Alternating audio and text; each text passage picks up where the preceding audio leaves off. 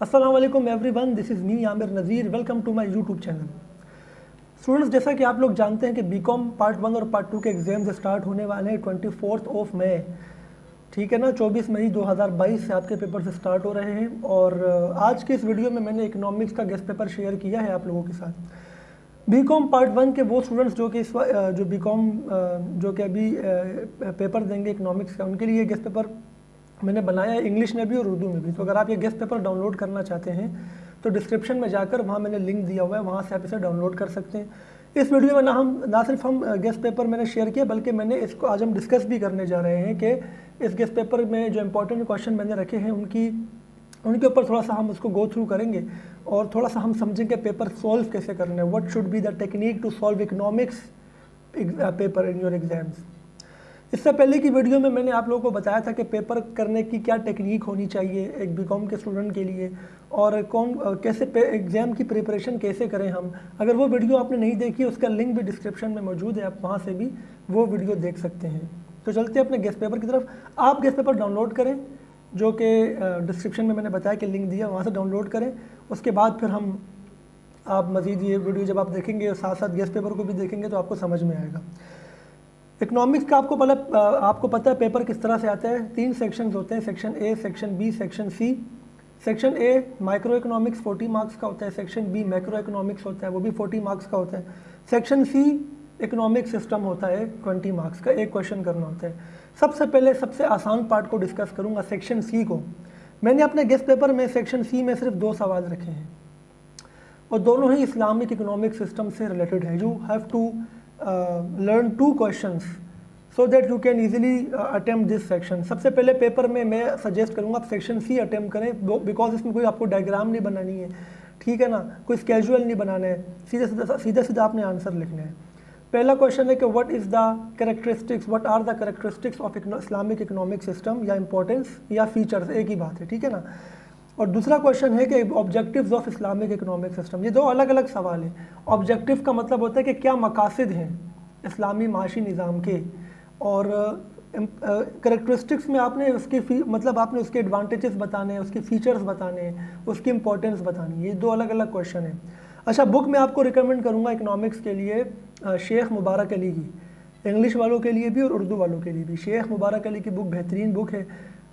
अगर हम वर्ड्स की बात करें, वर्डिंग बहुत ही आसान है, ठीक है ना।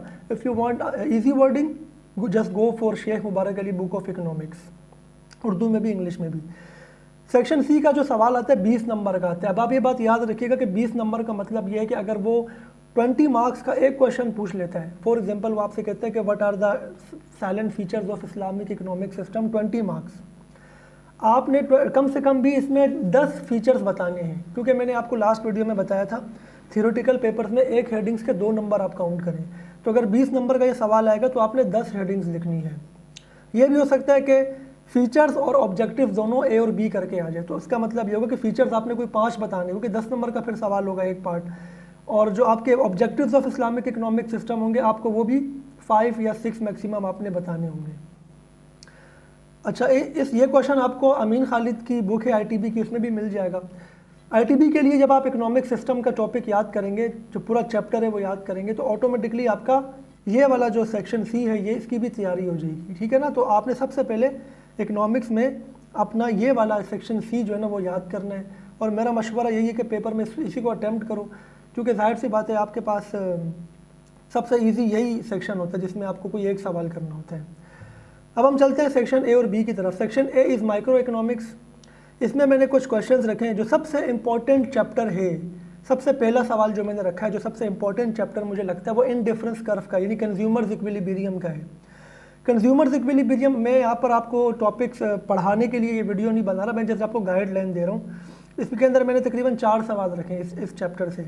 आपके 20 मार्क्स इसी चैप्टर से आने लाजमी, ये कन्फर्म न्यूज़ है। मतलब ये कि आप कन्फर्म, मतलब मैं आपको बता रहा हूँ कि जो इंडिफरेंस कर्व वाला चैप्टर है या कंज्यूमर्स इक्विलिब्रियम वाला चैप्टर है, उसमें से, क्योंकि आपको तो 2 सवाल करने होते हैं इसमें, एक सवाल 20 नंबर का होता है, यानी एक सवाल में 2 पार्ट होते हैं, मिला के 20 नंबर का होता है। एक क्वेश्चन तो आपका इसी चैप्टर से आना है। मैंने कोई 4 सवाल इसमें रखे हैं, अगर आप ये 4 सवाल याद कर लेते हैं तो आपके 20 मार्क्स, यानी एक पूरा सवाल पूरा अटैम्प्ट हो जाएगा। 2 सवाल करने तो एक सवाल अटैम्प्ट हो जाएगा। एक क्वेश्चन इसमें इंडिफरेंस कर्व डिफाइन करें और उसकी प्रॉपर्टीज़ बताएं, ठीक है ना। सेकंड क्वेश्चन है consumers equilibrium with the help of diagram. आपने कंज्यूमर्स इक्विलिब्रियम सिंपल आपने डेफिनेशन देनी है, इसकी दो कंडीशंस होती हैं वो बतानी है और डायग्राम बना के एक्सप्लेन कर देना 10 मार्क्स का। तीसरा क्वेश्चन ये है कि effects on consumers equilibrium on normal goods and inferior goods. 3 तरह के इफेक्ट होते हैं, प्राइस इफेक्ट होता है, इनकम इफेक्ट होता है, सब्सटीट्यूशन इफेक्ट होता है। और 2 तरह से होता है, एक होता है सुपीरियर गुड्स पर या नॉर्मल गुड्स पर, और एक होता है इन्फीरियर गुड्स पर। सुपीरियर या नॉर्मल गुड्स वो होती है जब आपकी इनकम बढ़ती है तो उनकी डिमांड भी बढ़ती है आपके लिए, आप कंज्यूमर हैं, आपकी इनकम कम होती है उसकी डिमांड भी कम हो जाती है, वो नॉर्मल या सुपीरियर गुड्स कहलाते हैं। इन्फीरियर गुड्स वो होते हैं जो कि चीप प्रोडक्ट्स होती हैं, इंतहाई सस्ती प्रोडक्ट्स होती हैं, आपकी जब इनकम कम होती है आप उस पर रिलाई करते हैं तो वो उसकी डिमांड बढ़ती है आपकी इनकम कम होने की वजह से। और अगर आपकी इनकम बढ़ जाएगी तो ऑटोमेटिकली आप उसे यूज़ करना छोड़ दोगे, अच्छी चीज़ की तरफ जाओगे तो उसकी डिमांड कम हो जाती है। इन पर क्या प्राइस इफेक्ट होता है, क्या इनकम इफेक्ट होता है, क्या सब्सटीट्यूशन इफेक्ट होता है, ये तीनों आपने याद करने हैं, पेपर में कोई भी आ सकते हैं इसमें से, ठीक है ना। और जो लास्ट क्वेश्चन इसमें से मैंने रखा है वो price effect is the combination of income effect plus substitution effect, यानी इसको हम इक्वेशन में लिखें तो price effect is equals to income effect plus substitution effect. ये सारे आपको शेख मुबारक अली की बुक में मिल जाएंगे, आप उस बुक को ज़रूर करें, फॉलो करें, उससे आप लर्न करें। सेकंड जो क्वेश्चन मैंने रखा है वो डिमांड के चैप्टर से रखा है। डिमांड की लॉ ऑफ डिमांड इतना इंपॉर्टेंट नहीं है पेपर्स के लिए, अगर आया भी तो शॉर्ट नोट में आ सकता है, ठीक है ना। तो आप भले याद ना करो उसको कि लॉ ऑफ डिमांड आपने अगर फर्स्ट आपने आई.कॉम किया है तो फर्स्ट ईयर में भी आपने लॉ ऑफ डिमांड पढ़ा होगा।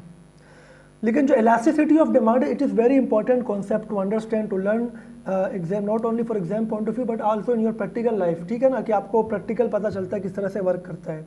इलास्टिसिटी ऑफ डिमांड बहुत ही इंपॉर्टेंट चैप्टर है। इलास्टिसिटी ऑफ डिमांड में मेजरमेंट सीखते हैं डिमांड की, और ये आपके लिए बहुत इंपॉर्टेंट है। इसमें 3 तरह की इलास्टिसिटी ऑफ डिमांड हम 3 तरह से निकाल सकते हैं, price elasticity of demand, income elasticity of demand and cross elasticity of demand, ठीक है ना। उर्दू में कीमत लचक, आमदनी लचक और मुतकाते लचक, ठीक है ना। उर्दू वालों के लिए भी मैं थोड़ा उर्दू में बता रहा हूँ। तो ये आपने क्या करना है, इसको आपने याद करना है, ठीक है। और इसके अलावा चेंज इन डिमांड और चेंज इन क्वांटिटी डिमांडेड, इनका क्या डिफरेंस होता है ये आपने याद करना है। इसके अलावा नेक्स्ट जो क्वेश्चन है वो कंपटीशन के हवाले से, it is very important chapter. अगर आप कंपटीशन का सिर्फ चैप्टर कर लेते हैं और कंज्यूमर्स इक्विलिब्रियम जो पहला सवाल मैंने दिया वो भी कर लेते हैं ना, तो आपके 2 सवाल इसी में से बन जाते हैं, ठीक है ना। कंपटीशन आपको पता है 3-4 तरह के होते हैं, परफेक्ट कंपटीशन होता है, मोनोपोलिस्टिक कंपटीशन होता है और मोनोपोली होता है। इन तीनों की डेफिनेशन याद कर लें, इन तीनों की कैरेक्टरिस्टिक्स याद कर लें, पहला काम तो आप ये कर लें। दूसरा काम शॉर्ट रन इक्विलिब्रियम होता है और लॉन्ग रन इक्विलिब्रियम होता है, ठीक है ना, फर्म का। परफेक्ट कंपटीशन में भी होता है, मोनोपोली में भी होता है, मोनोपोलिस्टिक कंपटीशन में भी होता है। तो मोनोपोली के अंदर शॉर्ट रन और long run equilibrium, monopolistic competition में short run equilibrium, long run equilibrium, और परफेक्ट कंपटीशन में सिर्फ शॉर्ट रन इक्विलिब्रियम, ठीक है ना, लॉन्ग रन छोड़ देना आप। ये आप याद कर लो तो आपका ये तकरीबन 4 से 5 सवाल बनते हैं। ये अगर आप गेस्ट पेपर आप देख रहे हैं तो मैंने 6 सवाल इसमें रखे हैं। एक तो परफेक्ट कंपटीशन की डेफिनेशन है, और फिर परफेक्ट कंपटीशन में शॉर्ट रन इक्विलिब्रियम कैसे होता है, 4 सिचुएशंस होती हैं इसके अंदर, ठीक है ना। शॉर्ट रन के अंदर 4 डायग्राम्स बनानी है, चारों को 4-4 लाइनों में एक्सप्लेन करना है। मोनोपोलिस्टिक कंपटीशन की डेफिनेशन, उसकी टाइप्स और क्या कैरेक्टरिस्टिक्स होती हैं। और monopolistic competition short run long run दोनों, क्योंकि दोनों में एक डायग्राम है तो टोटल 2 डायग्राम्स हो गए, ठीक है ना। परफेक्ट कंपटीशन में 4 डायग्राम होती है शॉर्ट रन में, तो लॉन्ग रन इसलिए मैंने कहा छोड़ दो, आप सिर्फ शॉर्ट रन की 4 डायग्राम्स कर लो। और मोनोपोलिस्टिक कंपटीशन और मोनोपोली कि शॉर्ट रन लॉन्ग रन की सिंगल डायग्राम होती है, तो आप वो आपको दोनों याद आपको समझनी है, ठीक है ना, पेपर के लिए याद करनी है। तो आपने ये 3 यानी perfect competition, monopolistic competition, monopoly, इनकी डेफिनेशंस, इनकी कैरेक्टरिस्टिक्स और इनकी शॉर्ट रन और लॉन्ग रन इक्विलिब्रियम, और परफेक्ट कंपटीशन की सिर्फ शॉर्ट रन करनी है, लॉन्ग रन नहीं करनी, ठीक है ना। तो ये आपका पूरा समझो कि आपका पूरा सवाल इसमें से आएगा। तो अगर आप बहुत शॉर्ट याद करना चाह रहे हो कि सर हम ज़्यादा नहीं कर सकते, तो आप कंज्यूमर्स इक्विलिब्रियम यानी पहला क्वेश्चन और तीसरा क्वेश्चन, ठीक है ना, दूसरा पहले छोड़ दो, ये भी पक्का कर लोगे ना तो आपका सेक्शन ए निकल जाएगा। अब लोग क्वेश्चन करते हैं हम कैसे इसको डिफाइन करें। मैं आपको बताऊँ इकोनॉमिक्स सबसे शॉर्ट जो है पेपर होता है जी, सबसे शॉर्ट होता है। क्यों? क्योंकि इसमें हमें टू द पॉइंट लिखना होता है, कम लिखना होता है, कोई कहानी नहीं लिखनी होती है।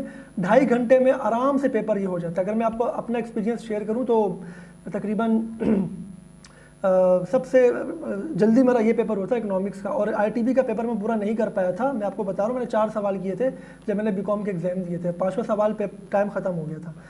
लेकिन वही इकोनॉमिक्स का पेपर जब आया तो मैंने 2.5 घंटे में पूरा पेपर किया।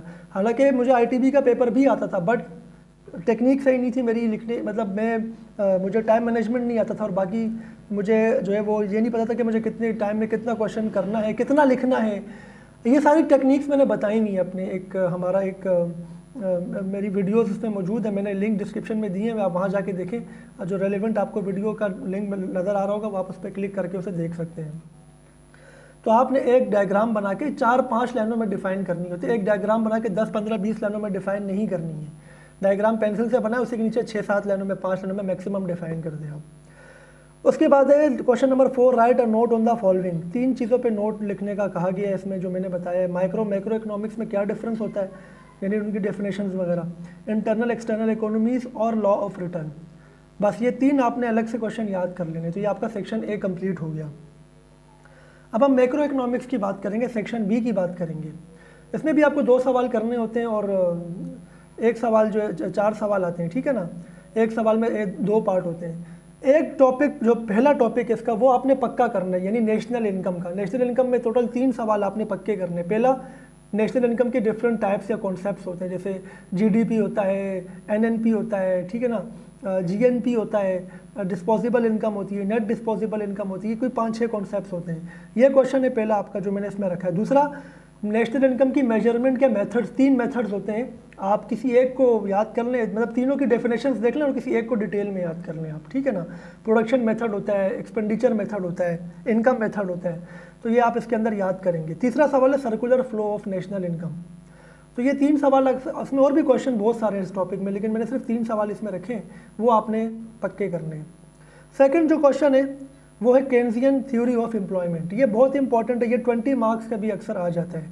यानी इक्विलिब्रियम लेवल ऑफ नेशनल, यानी इसमें effective demand, effective aggregate demand, aggregate supply और इफेक्टिव डिमांड, ये 3 कॉन्सेप्ट्स हैं इस सवाल के अंदर, जिसे हम कहते हैं केन्जियन थ्योरी ऑफ एम्प्लॉयमेंट। और नेशनल इनकम का इक्विलिब्रियम लेवल हम कैसे अचीव कर सकते हैं। सवाल ये मुख्तलिफ तरीके से आता है, वो इफेक्टिव डिमांड करके भी पूछ सकता है, केन्जियन थ्योरी ऑफ एम्प्लॉयमेंट करके भी पूछ सकता है, और equilibrium level of national income करके भी पूछ सकता है। तो ये 20 मार्क्स का अक्सर आ जाता है क्वेश्चन, तो ये आपने लाजमी इसको याद करना है। इसके अलावा नेशनल इनकम की डिटर्मिनेशन 2 तरह से भी आती है अलग से, वो भी मैंने इसमें मेंशन किया हुआ है कि AD is equals to AS, यानी aggregate demand is equals to aggregate supply, और S is equals to I, यानी savings is equals to investment. इसको भी आप देख लें, लेकिन जो केन्जियन थ्योरी ऑफ एम्प्लॉयमेंट है, ये तो आपने लाजमी याद करना है, अगर आप इन दोनों में से कोई एक याद करना चाह रहे हैं। एक्सेलरेशन और मल्टीप्लायर का कॉन्सेप्ट पक्का कर लें। एक्सेलरेशन क्या होता है, मल्टीप्लायर क्या होता है, with the help of diagram and schedule आप इसको याद कर लें, ठीक है ना। आप अपने टीचर से हेल्प लें, या आप यूट्यूब पे मुख्तलिफ वीडियोज़ हैं, वहाँ से देखें, और आपके पास बुक है शेख मुबारक अली की, आप उससे भी देख सकते हैं। तो ये आपने पक्का करना है। उसके बाद कुछ नोट्स हैं, ठीक है ना, नोट लिखें इस पर।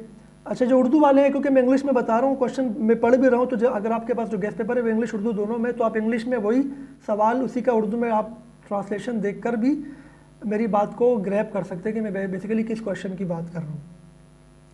क्वेश्चन नंबर 4 में शॉर्ट नोट है, ऑटोनोमस एंड इंड्यूस्ड इन्वेस्टमेंट है, इनका डिफरेंस बताएं। MPC एंड MPS है, यानी marginal propensity to consume and marginal propensity to save, और बिजनेस साइकिल की मुख्तलिफ स्टेजेस होते हैं, फेजेस होते हैं, वो हैं। इसके अलावा टाइप्स ऑफ अनएम्प्लॉयमेंट है, फिस्कल पॉलिसी मॉनेटरी पॉलिसी में क्या डिफरेंस है, इन्फ्लेशनरी डिफ्लेशनरी गैप है। अगर आप ये पेपर क्वेश्चन कर लेते हैं, अगर आप मुझसे ये करें सर सेक्शन बी में हमें कोई टारगेट क्वेश्चन बता दें, मैंने आपको सेक्शन ए में बता दिया 2 चैप्टर आपके टारगेट चैप्टर है। पहला आपका क्वेश्चन चैप्टर है कंज्यूमर्स इक्विलिब्रियम, दूसरा आपका टारगेट चैप्टर होना चाहिए कंपटीशन वाला, ठीक है ना।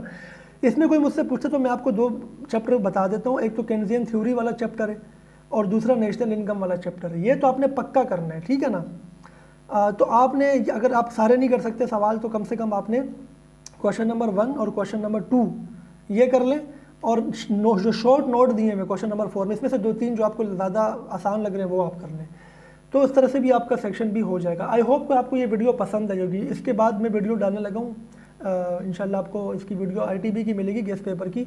ITB के गेस्ट पेपर में भी मैं आपको वैसे ही गेस्ट पेपर आपके साथ शेयर करूँगा, इंग्लिश उर्दू दोनों में, और डिस्कस करेंगे पेपर को। और इस पेपर में कोई भी क्वेश्चन आपका हो, बिल्कुल आप हमें कमेंट सेक्शन में पूछ सकते हैं। इसके अलावा मैंने अपना फेसबुक पेज का लिंक भी दे दिया है, और सोशल मीडिया अकाउंट्स की मैंने लिंक्स दिए हुए हैं, आप वहाँ से भी मुझसे कांटेक्ट कर सकते हैं, डिस्क्रिप्शन में मौजूद है। अगर इसके अलावा आपने अगर हमारी वीडियो नहीं देखी कि how to do BCom in first attempt, BCom कैसे करें, जो बहुत से लोगों का बीकॉम नहीं हो रहा है, तो वो चाह रहे हैं कि कोई इसी हमें कोई गाइडलाइन मिल जाए, तो उसकी वीडियो भी मेरी मौजूद है, वो भी आप देख सकते हैं।